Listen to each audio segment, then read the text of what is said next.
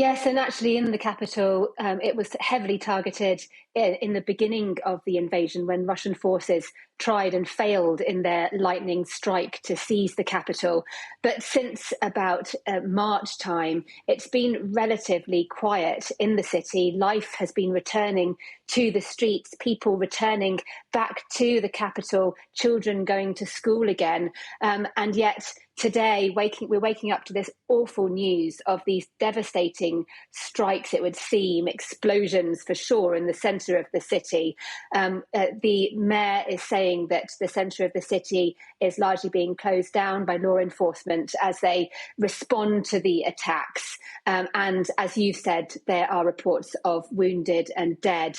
And I'm sure as the day goes on, we'll get more clarity about where exactly the strikes hit and how many people have been killed and injured. But yes, it is an escalation in the war. There'd been concerns that after that strike, those explosions, those mysterious explosions over the weekend against the bridge that connects the Crimean Peninsula that was seized illegally by Russia back in 2014 and annexed. And then Russia built this large bridge linking deliberately that peninsula with the Russian mainland. And over the weekend, we saw the news that there'd been this explosion on the bridge. The bridge had been partially destroyed, and Russia very angry, accusing Ukraine of that attack.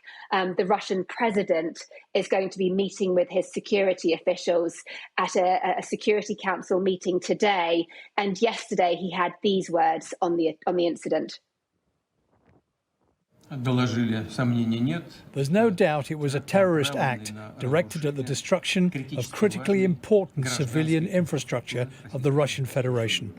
And the authors, perpetrators, and those who ordered it are the special services of Ukraine. So obviously we don't know for sure if the attacks today are in direct response to Russia's anger over what happened to the bridge, but it seems a bit of a coincidence if they're not linked in some way. There's also concerns that as well as these obvious strikes, Russia might be looking to hit Ukraine and its allies asymmetrically, using other forms of hybrid warfare to cause harm. So people very much on alert for what might come next.